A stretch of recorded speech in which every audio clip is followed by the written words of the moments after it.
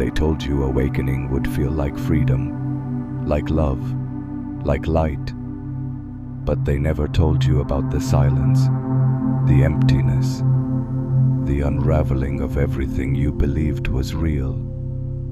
Awakening is not a destination. It is a collapse, not of the world, but of the version of you that thought the world made sense. Most people don't awaken. They spiritually rebrand their identities. New beliefs, new words, new masks. But underneath it all, the same fear lives on. The fear of disappearing. Real awakening begins when there's nothing left to hold on to. When the stories fall apart and the roles you've played dissolve into smoke. It doesn't look like bliss. It looks like chaos. The mind screams, the ego fights, and the soul whispers, finally. You weren't meant to awaken into comfort. You were meant to awaken into truth. And truth doesn't care about your preferences. It only cares about your alignment. This is why most never go all the way. Because the final gate isn't guarded by darkness. It's guarded by silence. And silence demands your surrender. The first thing that dies in awakening is certainty. Everything you thought was truth begins to fracture. Not because you were wrong, but because you were conditioned to believe in illusions so well polished, they passed as reality. You were taught to chase peace through control, purpose through performance, love through validation. But awakening strips that away, piece by piece, not to punish you, but to show you what was never real to begin with. The people who once made sense to you feel foreign. The systems you trusted now feel hollow. Even your own thoughts begin to echo like a stranger's voice. And this is not madness. This is the shedding. And like a snake's skin, your old self doesn't come off gently. It peels. It resists, and it begs to be kept. But something deeper inside you, something ancient, knows this death is necessary, because what you're awakening to isn't a higher version of yourself. It's the absence of the self you never truly were. There comes a moment in awakening where nothing makes sense anymore. Not your goals, not your relationships, not even your identity. This isn't confusion. It's clarity collapsing the illusion. You'll question everything, not out of doubt, but because the answers you were given no longer hold any weight. They were placeholders, convenient stories to keep you safe, distracted, contained. The ego doesn't fear death, it fears irrelevance. So it adapts. It puts on spiritual clothes, starts saying the right things. Love and light, vibration, alignment. But look closely, you'll see the same old patterns. The need to be special, to be right, to be seen. This is the spiritual ego. It's not your enemy, it's your mirror. It shows you where you're still pretending, still performing, still grasping at control. True awakening doesn't come with a title, or a following, or a sense of superiority. It comes when there's nothing left to gain, and yet you remain. At this stage, something unexpected happens. You stop searching, not because you've found all the answers, but because you finally understand the questions were never yours to begin with. You were handed questions by a world built on fear. How do I succeed? How do I become worthy? How do I fix myself? But the awakened mind sees through it. It no longer seeks healing as a project or growth as a race. Instead, it watches, it listens, it allows. Because the truth isn't something you reach, it's something you remember beneath the noise. You realize that awakening isn't a rising up, it's a falling inward, into stillness, into presence, into the unbearable simplicity of now. You begin to understand why silence is feared. Because in silence, there's no one left to perform for, no one to impress, no one to become. And what's left is you, raw, unscripted, unmasked. That's where real awakening begins, not in the light you seek, but in the shadows you stop running from. You don't become awakened, you become empty, not broken, not numb, just free from the noise. The narratives collapse first. I'm not enough. I must be chosen. I need a purpose to exist. And when they fall, something wild and wordless rises in their place. A stillness so deep, it terrifies the ego, because there's nothing for it to grip anymore. No drama, no destination, no identity to defend.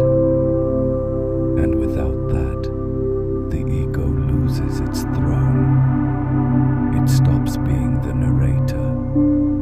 It becomes just another sound in the background. But don't mistake this quiet for passivity. It's the birthplace of power, not the kind that dominates, the kind that simply is.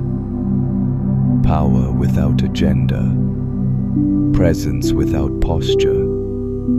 People around you will sense it. Some will be drawn to it. Others will resist it. Because your stillness reflects their chaos.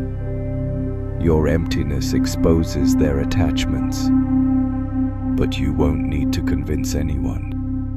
You won't need to explain yourself. Because awakening isn't loud. It doesn't need validation. It just needs your willingness to stay, to feel, to be. By now, you begin to feel the weight of everything you once carried, and how none of it was ever truly yours. The labels, the expectations, the pressure to be someone in a world that forgot how to simply be. You see clearly now. Most of your pain didn't come from who you were, but from who you were told you had to be. And so, layer by layer, you let it all go. Not with force, but with forgiveness. You forgive the mind for trying to protect you. You forgive the past for shaping you. You even forgive the illusions for keeping you safe until you were ready. This is the quiet revolution of awakening. It doesn't shout. It doesn't fight. It just watches the false self dissolve and honors the space it leaves behind. you'll notice how the world doesn't change, but your relationship to it does. The triggers lose their sting. The chaos loses its grip. You're no longer pulled by emotion, nor enslaved by thought. And in that still, strange place, you meet the real you. Not a better version, not a more spiritual one, just the one who was there before the noise, before the roles, before the forgetting. There's a moment, quiet and unnoticed, where the seeker disappears, not because the journey ends, but because the one who was searching realizes they were never lost. You no longer crave answers. You start listening to the spaces between questions. You stop chasing meaning, and meaning begins to reveal itself in everything. A breeze, a glance, the way light moves across a room. You don't rise above the world. You fall into it, fully, present, awake. And with that presence comes responsibility, not to fix others, not to teach them, but to live in truth, silently, steadily, no matter who's watching. The old you would have needed to prove something, to be seen as awakened, to be recognized as different.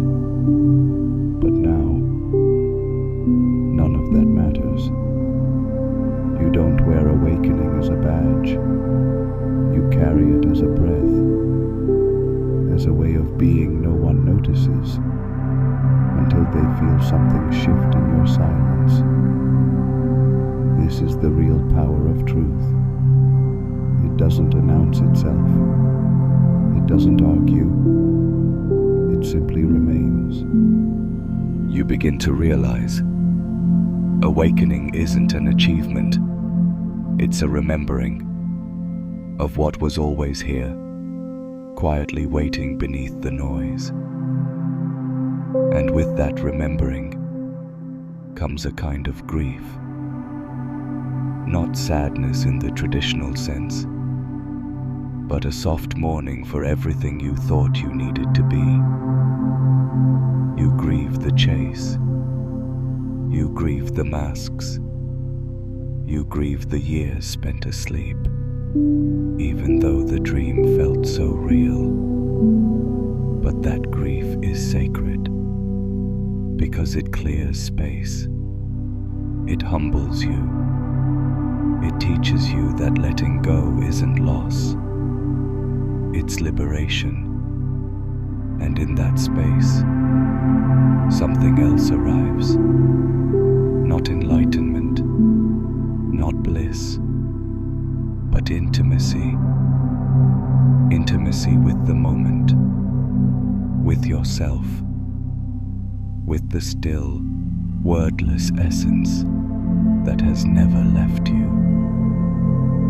You begin to walk differently, not because the world changed, but because your eyes did. Because now you see through the surface, not just in others, but in everything.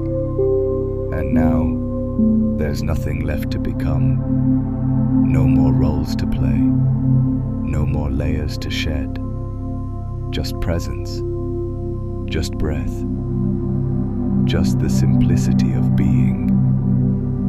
You no longer seek awakening, because you realize you never truly left.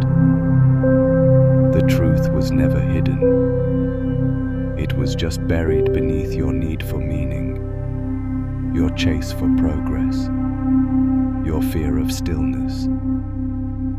But in the end, there's no grand arrival, no fireworks, no final revelation.